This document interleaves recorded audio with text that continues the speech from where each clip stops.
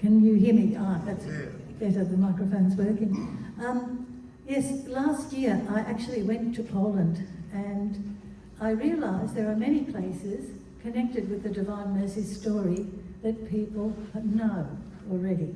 Most people have heard something of it and they've seen the picture. Actually, Pope John Paul II said, when the Feast of the Divine Mercy was first established, he said it was the happiest day of his life.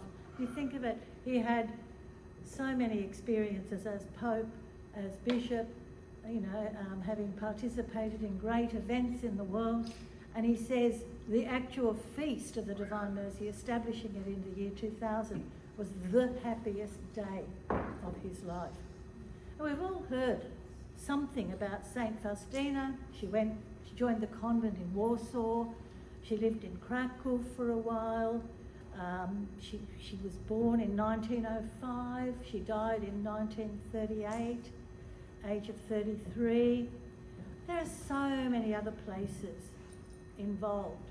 And when Jesus came to her, he asked for 5 things. He asked for a feast of Divine Mercy to be established, for an image to be painted, for a Divine Mercy chaplet to be prayed, for a Divine Mercy novena to be prayed from Good Friday to Divine Mercy Sunday, and for the holding of the Hour of Mercy on Divine Mercy Sunday, with its associated indulgence.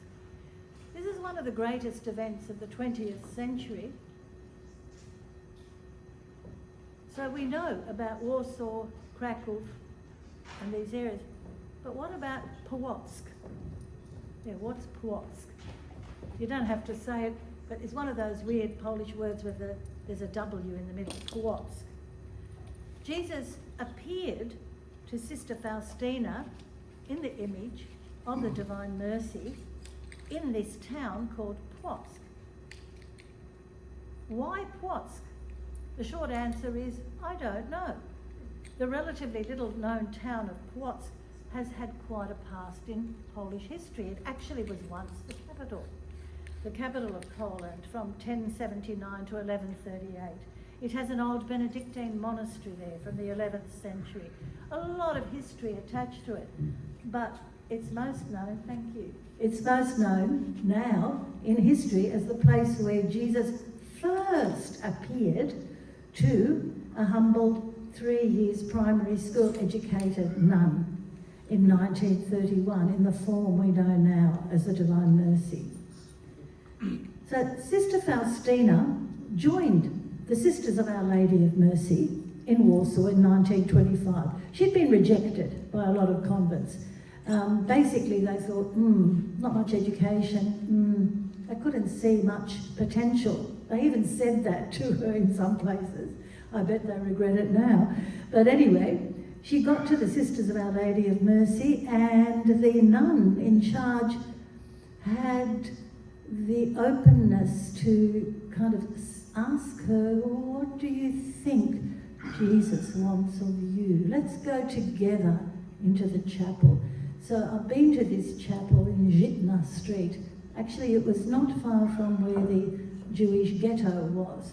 And she went into the chapel with this sister, this head nun, and actually while she was there, Jesus spoke to her and said, this is the convent I want you to join. And so when she came out, the head nun said, well, did you pray and did you get any enlightenment from Jesus? And she said, yes. She said, this is the convent I would like to join. So that's the one she did join. It had many other branches in Poland, about 13 at the time when she joined. There were other places like Vilnius, Łagiewnicki, near Krakow, and Płotsk. Now this place, Płotsk, which I'll show you on this screen, that's the convent, and that's the door in which she entered. This convent opens up to a kind of a square, a market square, and basically it's part of a convent that opened its doors to women who had difficult social backgrounds to help them to get the skills to start again. It's for women who didn't believe they belonged anywhere, they'd lost their way, they were marginalised, they were poor. The order was established in 1862 by a Polish noblewoman called Teresa Potocka, and she visited France. Now you remember, this is post-French Revolution. A lot of Catholic charities were closed, disbanded, destroyed. There were lots of poor people on the street, lots of people without any place to live, to work. They were destitute. They actually called the sisters who tried to help them the Magdalene sisters. They actually called them that. So in Warsaw, they had these Sisters of Our Lady of Mercy, but then also in Płock, they had another similar organisation and they combined them. So they made it into, it used to be called the Guardian Angel Institute, but they combined it with the Warsaw one and it all became the Sisters of Our Lady of Mercy. So here she is, she walks in the door, and I was informed when I went to Płock in August last year that there's a memory of St. Faustina being very cheerful, very friendly, very outgoing. The sisters all taught these girls sewing, ironing, professional laundry skills. Sister Faustina had the job of baking bread and running a little bread shop. And so she used to get some of the girls and they'd be in this front, the window nearest to the door. That was a little bread shop in 1931. And she would just sell bread to passers-by and the girls would help her. So they learned to bake bread, to kind of conduct a shop and to do the business side of things. So, she was very good in that way, being very pragmatically minded. And here she is in 1931. She's on the right-hand side at the front.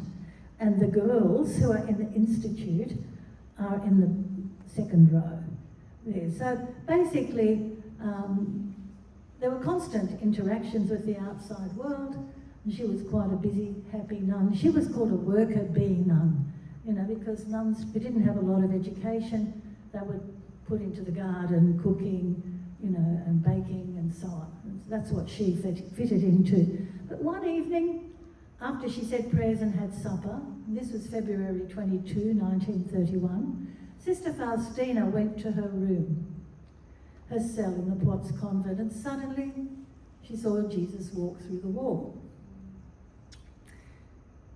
As the story goes, he looked at her and she looked at him. No words were exchanged initially. There's this mysterious border of time and eternity.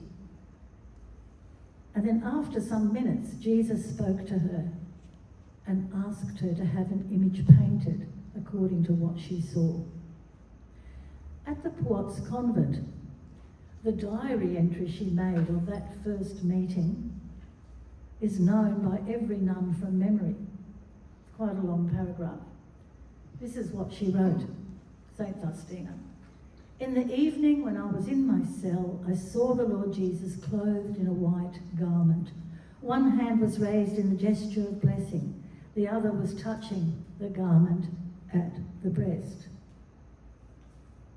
That's the bridge shop. That's the actual spot where she saw Jesus come through the wall. So she sees the garment. He was touching the garment at the breast.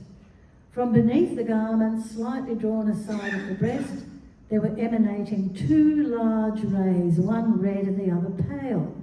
In silence, I kept my gaze fixed on the Lord. My soul was struck with awe, but also with great joy. After a while, Jesus said to me, paint an image according to the pattern that you see with the signature, Jesus, I trust in you. I desire that this image be venerated first in your chapel and then throughout the world. St. Faustina couldn't paint, nor did she know any artist. So that was quite an ask. In any case, she trusted that somehow she would get through this. Interesting to note that the colours she described were red and pale. Now you see, red and white has a very patriotic significance for a Polish person. You'd think, yay, Jesus appeared Polish flag, up Poland. No. This was theological in meaning. The pale rays were the cleansing waters of baptism, and the red rays were the red life of Jesus in the Eucharist. And later we'll talk about what the significance of what he was wearing had. Now, Sister Faustina could not speak to her fellow nuns of what had happened, only to her superior and confessor. We don't know who the confessor was there at that time. She spoke to different ones later. But there was a curious response. The superior didn't know what to make of it.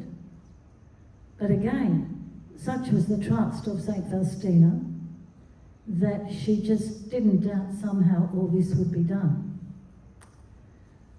After her 2-year stay in Płock, Sister Faustina was transferred via Warsaw to Krakow, and there she took her final vows in Wagga Wagga. This is the diary record of the entry of the events. And now here, she goes to Krakow and she meets a priest called Father Andras, Father Józef Andras. He was a Jesuit, a confessor for the whole convent. And when he listened to her, he had an open ear. He had written books on asceticism. He had been the editor of the Sacred Heart Messenger. He'd also was working for the Jesuit-owned public house, Wydawnictwo Apostolstwa Modlitwy, which means the apostleship of prayer. And here she talks to Father Andras, and for the first time she gets a response that, maybe there's something more to this. And it's here also she met a sister called Sister Beata Piekut, when Sister Beata was a novice. Sister Beata remembers Sister Faustina also as a joyful, smiling person, as if she wanted to share her happiness with everybody. In 2005, actually, I had the privilege of meeting Sister Beata. She was 93 at the time. She has since passed away. And we had a conversation for 2 hours. But I nearly didn't get to meet her. You know, when I asked if I could see Sister Beata to the nun at the front office, she said, "Oh no, Sister Beata is 93.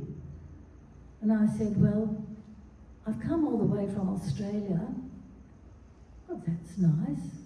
And I said, "And I have a present from somebody she knew or she's known." And I did. I had a little package of a book. So the sister went to ask Sister Beata, and the next message I got was, "Yes, she'll meet you in the chapel shortly." So that was very nice. I got to meet her. I had a little koala bear that I bought at the $2 shop. Thank goodness I had something to give her from Australia. She said, "What's this?" But I'm very grateful that I had that book package to give her from a certain lady called Jolanta in Sydney, Jolanta Kotovic. She gave me this present. So that's the way I met her. We talked for 2 hours in Polish, and she told me about Sister Faustina's love of nature. And excuse me if I say Sister Faustina or Saint Faustina, use them interchangeably, you know, because at this time she was sister, later she became saint. But in any case, she had a great need to learn things, because Sister Beata Piekut said sometimes she didn't know what to do. She didn't know the tasks. So Sister Beata had to teach her a task. She recalls that. In any case, she got to know her, and she met her a few more times. She met her in Wallendorf later on, and so on. Then later she became one of the vice postulators for the cause of beatification and interviewed the whole family, but that's a whole story that's coming up. Just for the time being, here she is, she's in Krakow, here's the chapel she's in, and here's the chapel she goes into to say, "Jesus, please help me," because, you know, sometimes she didn't know what she was doing, or she couldn't do the tasks. For example, she was a good cook. But to do the cooking, she had to lift up big pots because she's cooking for all the girls and for all the people in the convent. She had a bit of help, but she just simply couldn't lift the pot. One story goes, she went into this very chapel and just said, Jesus, please help me to lift the pot. And sure enough, she goes back to the kitchen and the pot's somehow really light. Another time she goes and says, look, please help, I really need to know what I've got to do this day. He said, just go back and lift up that pot on the right. This is Jesus speaking. And she goes and lifts up another pot, and inside it's filled with roses. That's it, the story goes. And then another time, she had a big duty. They delivered half a carcass of a cow to the convent, and she said, what am I going to do? How do I actually cope with this? And she went to the chapel and prayed. Do you know that Jesus actually gave her advice? He told her, look, cut the soft bits off first and then get the other parts and then bake them in the oven. He actually gave her cooking instructions, which she followed and did, and got the meat organised in such a way for the convent that it could be used over the next, week. And when the head nun came in, she praised her for her excellent planning and her excellent work, and she was almost a bit surprised that she did it so well. So there you go. Jesus was a good cooking instructor to this sister. In any case, she goes then to another place. She goes to Vilnius. And Vilnius is next door to Poland. Poland and Lithuania were in a commonwealth. A lot of Polish was spoken in Lithuania, and it was a bilingual place. And there she meets Father Sopoćko, and he is the confessor for the convent. And she tells him in the confessional, I've seen you before, Jesus told me all about you. You're going to help me with this divine mercy mission that he has asked me to fulfill. Well, understandably, he was a bit taken aback to be told that, but he listened to her. He had to go through the procedures. He had to do what he had to do. He sent her to a psychiatrist. She got an examination. That psychiatrist was Dr. Helena Maciejewska, who sent back a positive report. And then Father Sopoćko asked her to keep a diary, and she would write down all these things. Now, he encouraged her to write as much as she could. This Father Sopoćko was one wise man, real Polish hero. This is him on the right-hand side, on the right in the second row, as a chaplain to the Polish soldiers fighting the Bolsheviks in 1920. This priest had quite a story behind him even before he met Saint Faustina. So he was a very learned person. He had written a doctorate. He was doing his habilitation. He was teaching at Stefan Batory University. So basically, he met her, so he was listening to this mystic speak about her experiences, but also bringing his learning and his wisdom to the situation. And he said to her, I know a painter. And in fact, he's living in the same building that I'm living in. Because Father Sopoćko was living in the visitation convent, and this painter, Eugeniusz Kazimierowski, he was living in a room downstairs. And so Father Sopoćko went and asked him, said, hey, could you paint a painting if a nun tells you what to paint? He didn't tell him the origin. He said, she's got an idea of what she wants to have painted. Would you just do it? And he said, yes. Now, he'd studied in Krakow, he'd studied in Munich, Paris, very, very accomplished painter, already in his late 50s, or maybe 60s at the time. He's the great unknown in this whole story. Everybody knows Saint Faustina, they know other people, but they don't know of Eugeniusz or Eugene Kazimierowski. And he died, I think, at age 66. That's his grave there in Białystok. He went back to Poland, but in any case, he was the one to whom she went for 6 months in 1934, twice a week, with a head nun from her convent. and she would just give him instructions. This was the actual convent that she was staying in. That's the convent of the Sisters of Our Lady of Mercy in Vilnius, or Vilno, as the Poles call it. And that's the convent of the Visitation, where Father Sopochko was staying, and Eugene Kazimierowski was on the ground floor. So she went here. This is where the picture was painted. So she would give instructions, and after a while, you know, I think Eugene cottoned onto the fact there's something really strange going on here. And I think he cottoned onto the fact that this might have been some supernatural experience. And Father Sopochka cottoned onto the fact that he was cottoning onto the fact. But he said, look, whatever you're thinking, keep it to yourself and don't talk to anybody about it. And good guy that Eugene Kazimierowski was, he didn't talk to others about it. He just kept it to himself. But here was where it was painted, twice a week, always sitting there. And of course, you've heard the story, no doubt, that Sister Faustina was very unhappy because she said, it's not as beautiful as Jesus is. You know, this is what's happening here. I can't understand this is the final product. But she said, why can't he look as beautiful? And Jesus then put her mind at rest and said, it's not in the power of the brush lines or the painting. He said, it's in my grace, and all who see it will receive graces.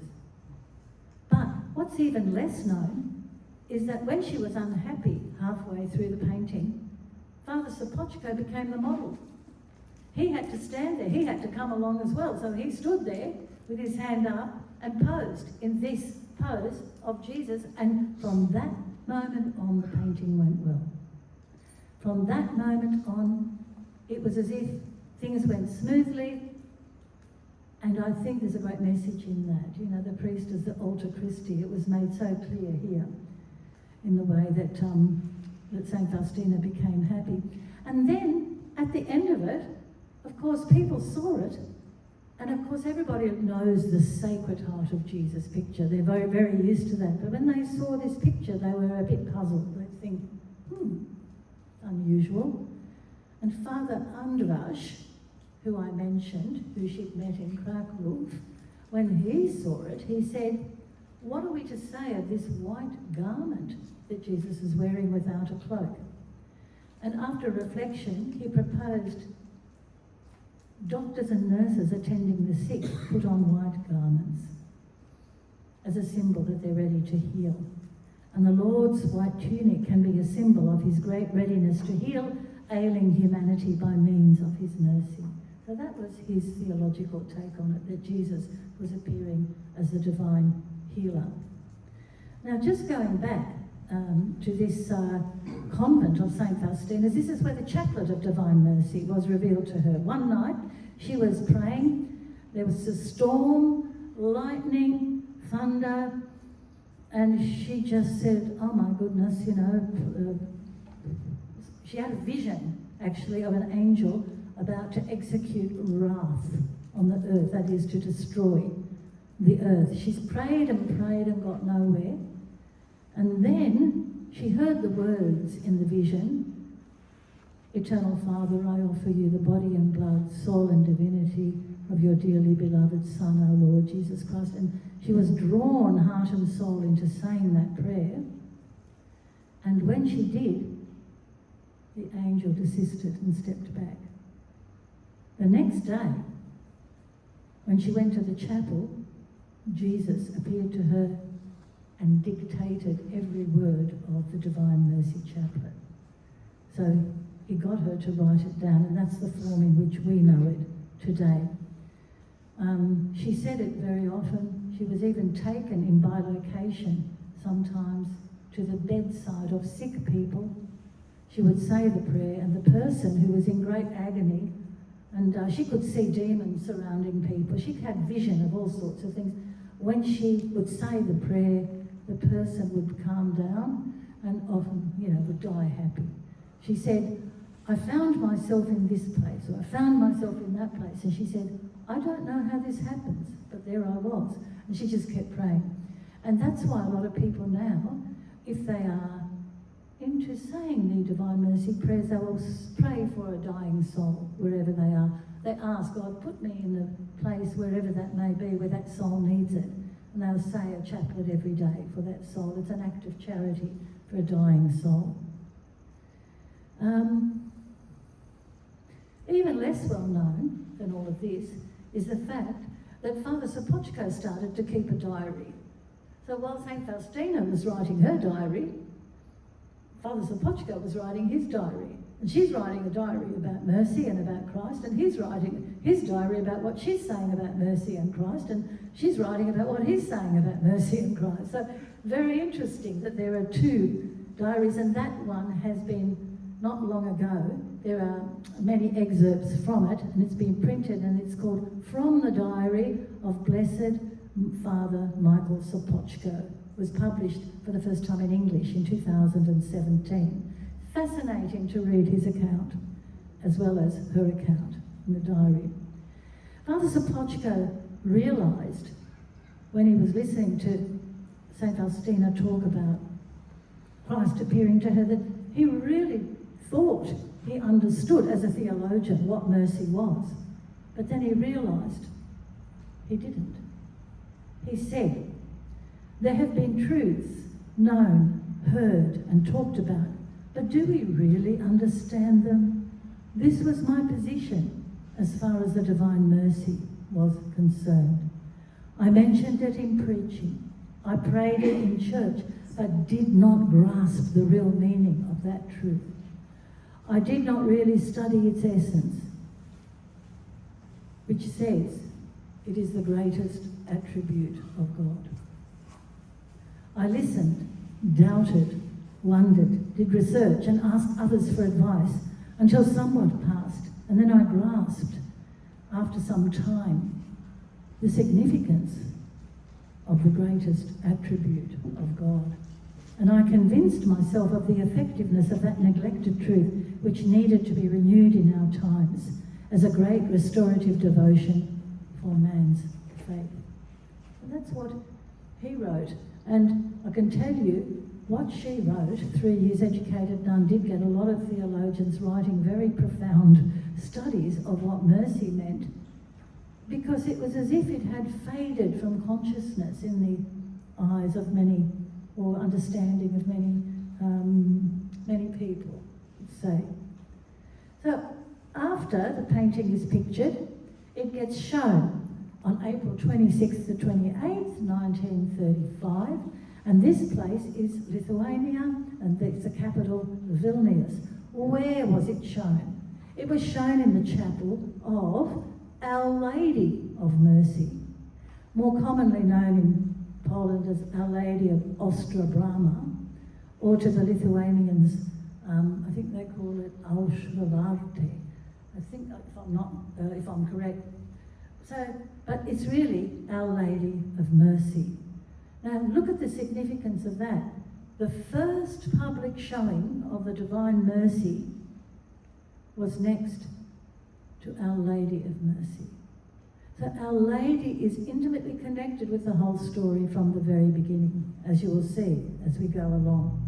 Here is the depiction of Our Lady of Mercy. There's a very well-known place in Eastern and Northern Europe. I mean, you talk about Fatima and Lourdes in Southern Europe, this is the place, as well as Częstochowa, that many people in Northern and Eastern Europe go to.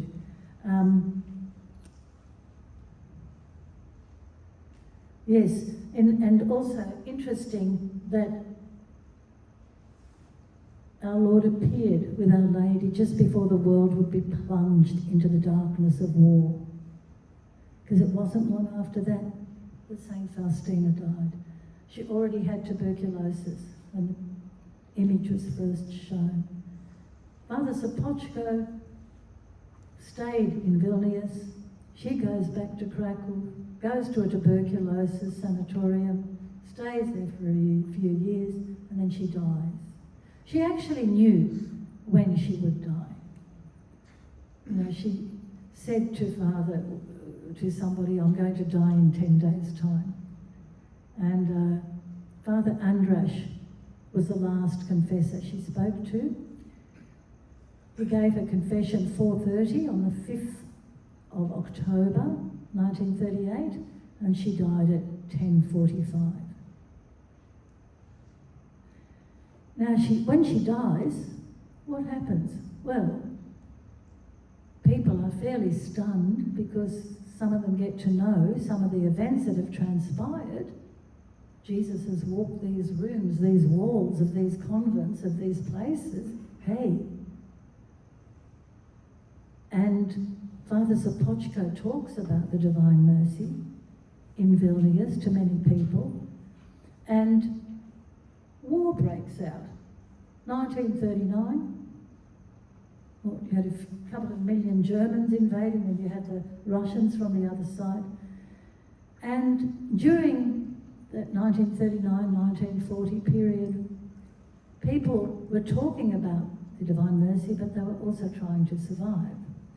There was a certain person who used to walk past the convent every day on his way to do his slave labour at a chemical plant called the Solvay chemical plant.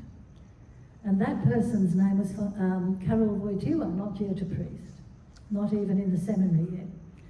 Or I think he might have just joined, actually. And he went past and he heard this incredible story. You know, that Jesus has appeared, there was this nun, holy nun. So he goes in and prays in the chapel. So every day he'd just pop in and then go on to do his work. Little did he know what awaited him in the future. What an irony that he's a young man and he had no idea what role he was going to play in this. But this is where the story really beefs up. Okay, she's died. There's Father Sopochko running away between the Russians and the Germans. You've got lots of Poles being deported. Some of them even had little Divine Mercy cards and took them into the concentration camps. Some people talked of all sorts of consolation and all sorts of help that they received in praying. There weren't many printed, but there were some already being distributed. And then into the picture comes Father Joseph Jarzembowski. Now, who is Father Jarzembowski? Well, he ran away to Vilnius when the Germans invaded because he was going to get nabbed and taken off. So he runs away, gets to Vilnius in 1940, trying to escape to America. Now, he belongs to the Congregation of Marian Fathers of the Immaculate Conception.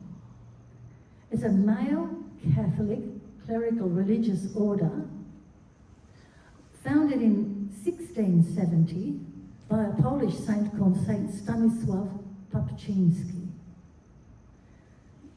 It was the first order in the world ever dedicated to the Immaculate Conception. This is 1670, this is a few hundred years before the dogma was ever pronounced, before Lourdes was on the scene, right? And basically, it was an order that spread to so many countries, and one of them was America.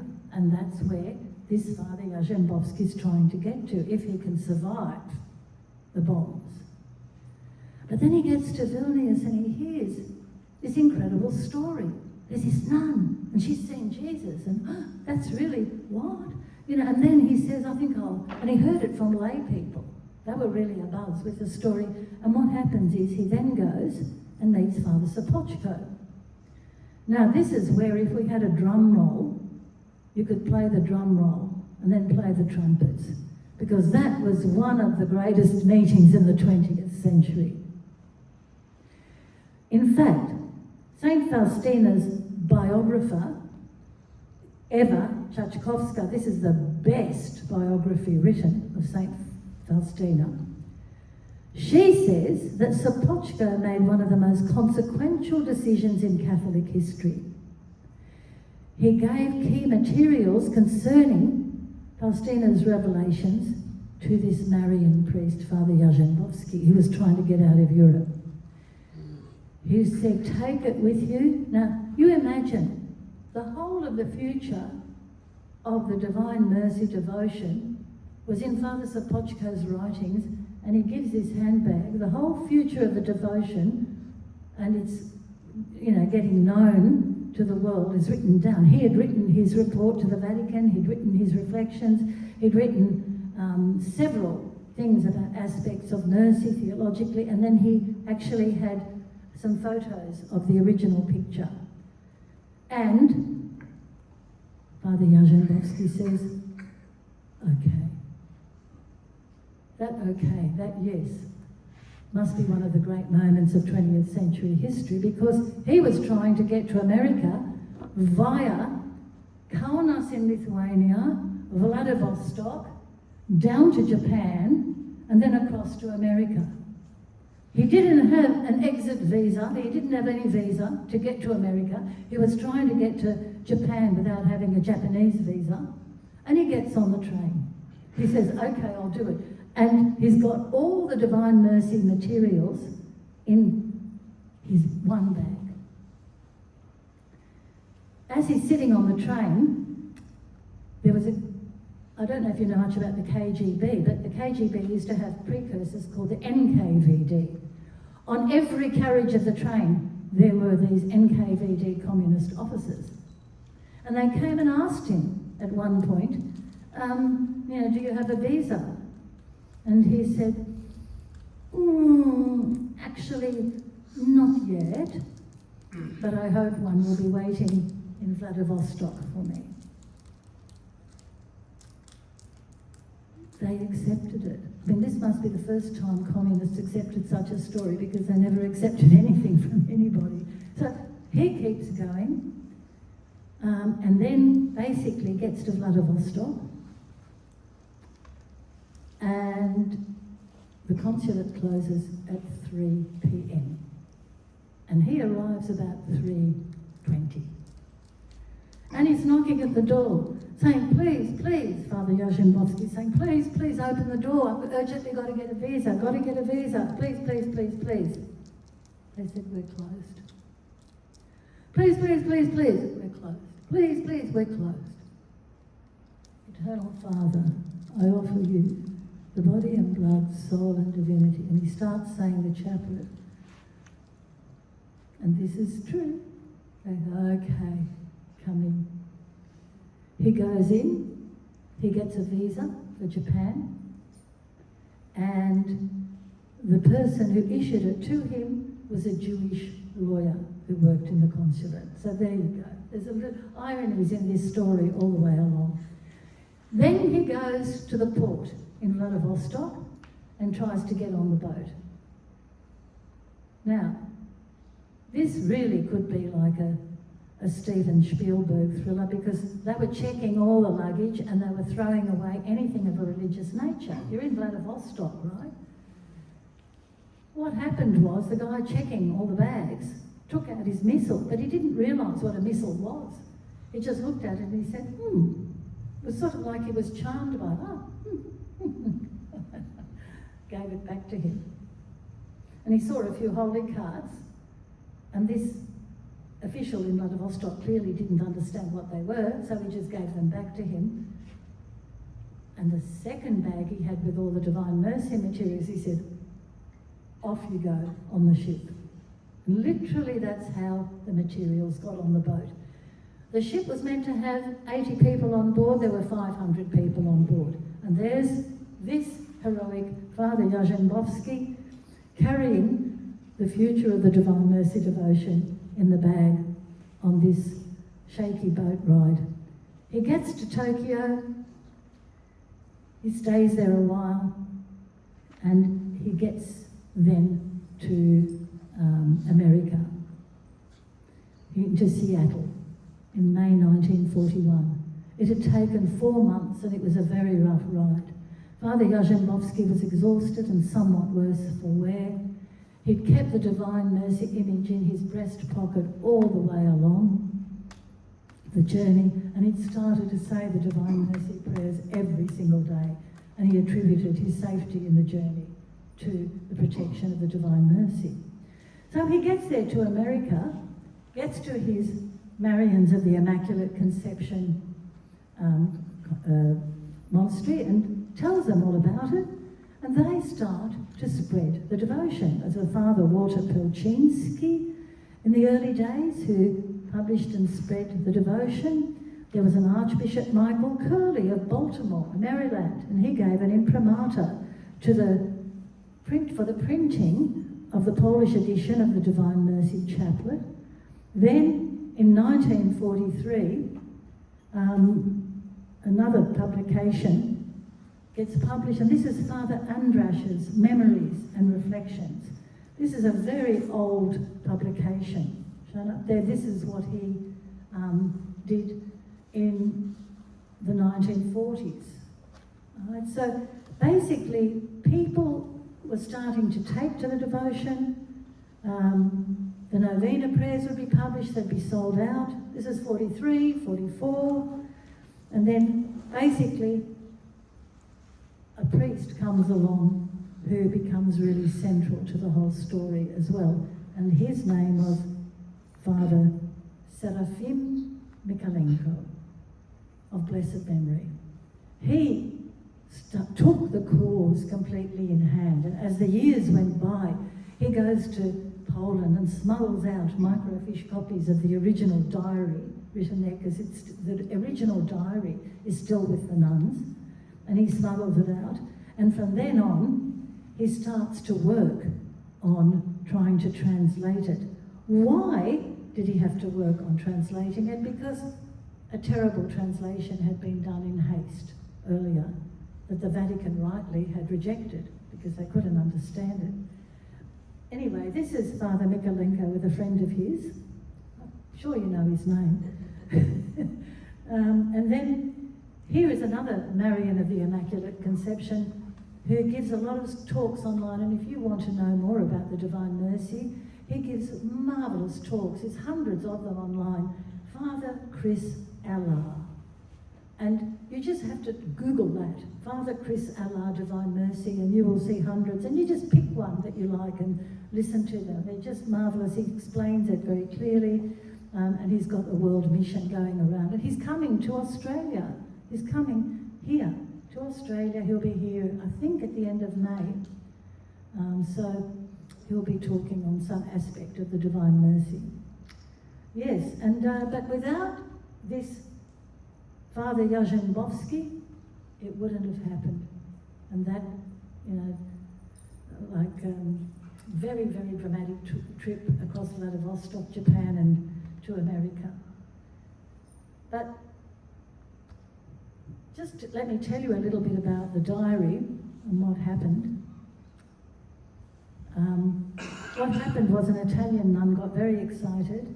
She knew Italian and Polish, did a quick translation, got to the Vatican, they read it, scratched their heads and said, we don't understand what this is all about. Because basically it was dealing with a whole new way of looking at the Divine Mercy, and so basically it just was banned in 1958, the whole devotion, which upset the people in America. But again, in God's providence, the Marians of the Immaculate Conception got hold of the materials from Poland, did a good translation, and finally did a good translation in Polish and English, and now it's one of the most published books in the world. It's in Arabic, Chinese, Spanish, French, Italian, everything. You know, you can find it in any language. It speaks across cultures.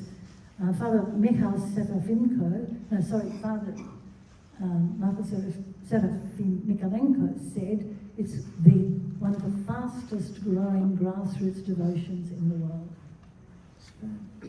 Anyway, in the meantime, while all this drama was happening, there was another problem.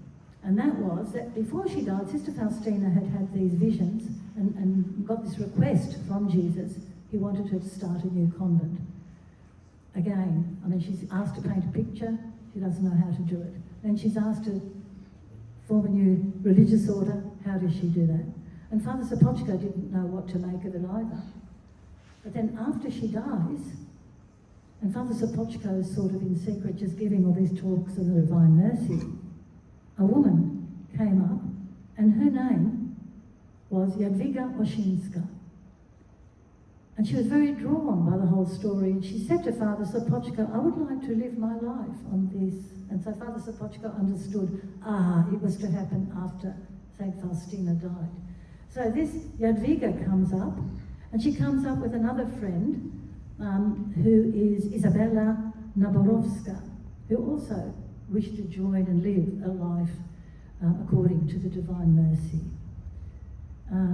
Then 4 other girls came forward. There's only one teeny problem. There's a war on. And there are bombs going everywhere and people are being arrested left, right and centre. And then Father Sopochko is nearly arrested, except that he's saying Mass one day and 2 women notice some Nazi officers coming near his place where he was staying. And they quickly run to him at Mass, say, quick, run away, they're after you, we've heard they're going to arrest you. So he quickly finished Mass, and you know those carts with potatoes on them? Yeah. Well, he was at the bottom, and that's how they got him out of Vilnius and deep into the forest where he hid. And he pretended to be a bit of a country yokel, changed his appearance and survived till about 1944-45. And the nuns, the girls who wanted to be nuns in a new order, they went and joined existing orders. They just did retreats and learnt to pray and learnt some of their convent life there. And he said, look, if we all survive, we will meet again at the end of the war, whenever that will happen. But they did take temporary vows, renewing them each year. And then eventually they did meet again in 1944. And then in 1947, the New Order of Nuns was established, and Father Sopochko wrote the constitutions, which were accepted in 1957. So all in God's providence. So amazing how it happened. These are the original nuns of the Sisters of Merciful Jesus. This is a wooden convent in Białystok, in northern Poland, where they live, and I happened to visit there last August and met some of the sisters from this convent. Very, very warm welcome. First-class relics of Father Sopochko there. His body is buried in the cathedral in Białystok. And the whole of Białystok is very proud that it has Father Sopochko, a confessor, as their special patron. Can you imagine Canberra having as a special patron, you know, Cardinal Pell or somebody? I don't think so. But there in Poland, they're very proud to have Father Sopochko as their patron. This was his room for many years until he died in 1975. And these are the sisters and myself meeting them. The sister on the left started crying when I said I came from Australia, and I was very interested in the Divine Mercy story. And I said, oh, I'm sorry, sister, have I said something to offend you? And she said, no. She said, I'm just crying because I didn't realise the Divine Mercy had gone so far away to Australia. So she was really amazed. And then I said, it actually has gone to Tonga and Samoa. And she went, oh. So she was really shocked. I was the bearer of, you know, stunning news to her. And basically, they told me a bit about Father Sopochko. They have a recording of his voice, which I listened to. That was very nice, just very kind. And here is a display in the cathedral. There's many displays. This is just one of hundreds about dear Father Sopochko. And now, the painting. What happened to it? This is a bit of a sad story, but with a good ending. After the war, the painting had to be hidden. No, it was actually in a church, right? The communists come and they want to take everything out of the church. And then people realise the painting risks being destroyed. So what happens is, as people are taking all the religious items out of this St. Michael's Church in Vilnius, 2 women come along. There's always these 2, you know, the laity figure very well in the Divine Mercy story. They're always up to doing all sorts of things, putting priests at the bottom of carts of potatoes. And here, what they did was they bribed the workers with vodka and money.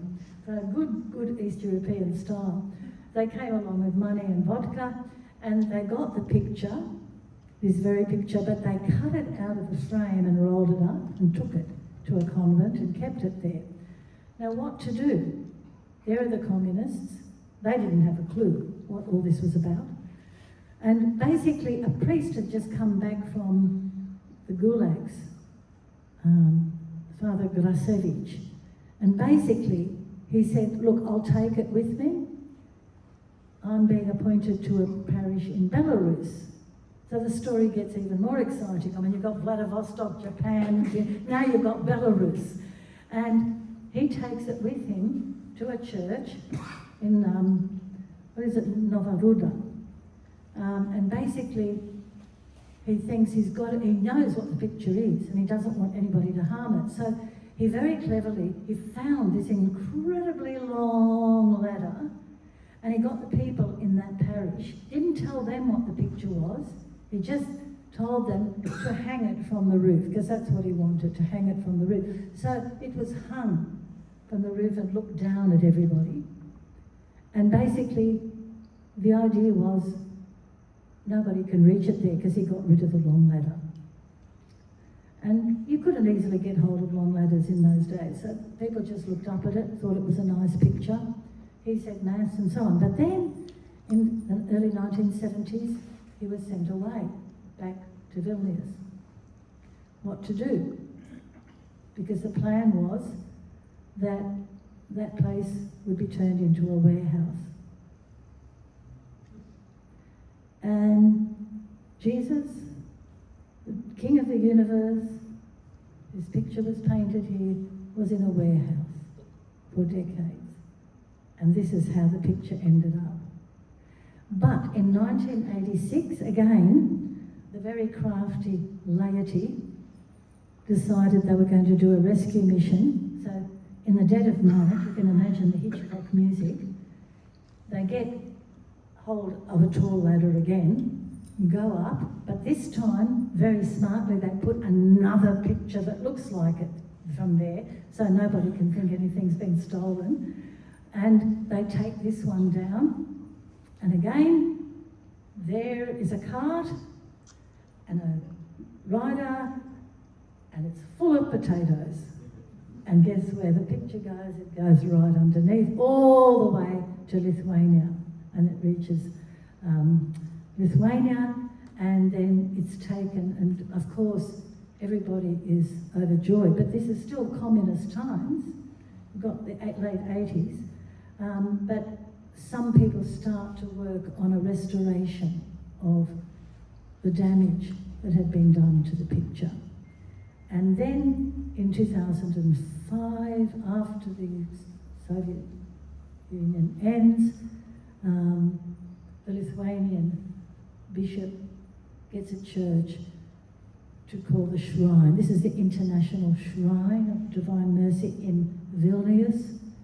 And this is where the original picture hangs. You can't really see it, it's from a distance, but this is where it is. And of course there's a big international shrine in America because the American Marians of the Immaculate Conception bought all the publishing rights for all official published materials relating to it. And the sisters were very happy to sell it to them because they said, basically, you will do a better job, you've got a better setup, you've got better equipment. And so they have organised all the translations and all the distribution of materials, and they have an international shrine in Stockbridge, Massachusetts. And if you can ever get there, get there. And if you can ever get to this one in Vilnius, you can get there. That would be good. But interestingly, would you believe, the Orthodox have taken an interest in the Divine Mercy. So you're getting Orthodox icons, Byzantine icons of the Divine Mercy. But you know, they love Pope John Paul II as well, because I saw a Byzantine icon in the east of Poland, but I think it was what they call the Uniate Catholics. It was Byzantine, but they're really Catholics, but it was done in a Byzantine style. And there's Pope John Paul II standing there, and with this distinct Byzantine golden aura around him. And so basically, they are some of the aspects of the story, but there are many more. I mean, the miracles that were accepted. I mean, the beatification miracle was that of Maureen Diggin of Massachusetts. She had very, very bad lymphedema, an incurable disease, many operations. She came to Crackle, prayed before the body of St. Faustina, and she was healed in 1992. Beatification occurred in 1993. And the miracle that led to the canonization was of a priest, Father Ronald Pytel of Baltimore. He was diagnosed with a very serious aortic valve condition, damaged left section of the heart. And on a feast day of St. Faustina, after her beatification, he was venerating a relic of hers, and then he collapsed. And then when he came to, he was taken to hospital and there was no sign of his original disease, complete cure. So interesting that that was accepted. Basically there have been many miracles, many reports of healings through St. Faustina. Just to finish off, I just wanted to leave you with a few quotations. I've already mentioned that Father Sopochko was a bit kind of puzzled by the statement that mercy is the greatest attribute of God. Now, actually, the words of Christ to Saint Faustina, paragraph 301 in the diary, which is organised into sections and paragraphs, very good organisation. Jesus' exact words are, proclaim that mercy is the greatest attribute of God. Father Sopochko said he didn't believe that at first, but then he read the old fathers and he found statements that were similar in the works of St. Fulgentius, St. Ildefonsus, and St. Thomas and St. Augustine. And basically there were comments on the divine mercy, referring to it as the greatest attribute of God. And then when he saw that there was a long tradition in the church of this understanding, he said he never had any more serious doubts about it. Pope John Paul II wrote in Dives in Misericordia, his encyclical on mercy from 1982. He said, the Bible, tradition and the whole faith life of the people of God provide unique proof that mercy is the greatest of the attributes of God. That's strange when you think of it. But he adds, it's not a question here of understanding the perfection and the inscrutable essence of God in the mystery of the divinity itself, but of the perfection and attribute whereby man encounters the living God. That is, he sees it. He sees all the perfections in action in mercy. As I understand it, and look, this is my tuppence worth, it's not a question of evaluating the perfections of God. Because John Paul II reminds us that the essence of God is inscrutable. It's a question of the most perfect way in which we see and encounter the inscrutable essence of God in all its perfections, in a visible way. The door in, which allows us into the realm of the divine life, which is revealed through Jesus, and the one which has the greatest and most constant impact in our lives, in all its aspects, is God's mercy. That is, we see his mercy constantly each day, with every breath. Here, every moment is held together by God's mercy. St. John Paul II said that he saw his whole life as shaped by this understanding of mercy, and he saw that it formed the shape of his pontificate. As I said, the day of he announced the feast of the divine mercy, he said, is the happiest day of my life. That's on record. Now, another thing, before we end, trust is constantly referred to. And again, everybody thinks, oh, well, trust, I understand what trust means. But do we?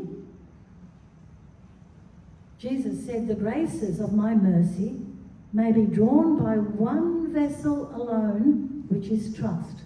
It's paragraph 1578 That's what he says. And theologian Ignacy Ruzhitsky said that trust is what, it is really quite difficult to understand. He said that trust constitutes the opening of the soul's receiving divine grace, opening up to the infinite, realising our smallness before the greatness of God and trusting that. Another thing, you may have heard of the indulgence on Divine Mercy Sunday. What did Jesus say about that to St. Faustina? He said, I quote his words, "I want to grant a complete pardon to the souls that will go to confession and receive Holy Communion on the feast of my mercy." Paragraph 1109. Paragraph 699, the soul that will go to confession and receive Holy Communion will obtain complete forgiveness of sins and punishment. Now you might think, okay, but Father Chris Allah says it's very interesting that only 2 conditions are mentioned for such an indulgence and such a pardon. Usually with a plenary indulgence we get prayer for the Holy Father, another special prayer, and is always mentioned that thing that's hard to know, inner detachment from sin. He says these things are not mentioned by Christ. It's just the confession and communion on Divine Mercy Sunday.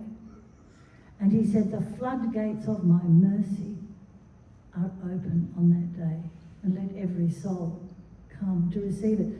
Father Ruzhitsky called it in effect a second baptism. Extraordinary. I don't say that I fully understand all this, but when I read it, I'm just full of wonder, and amazement.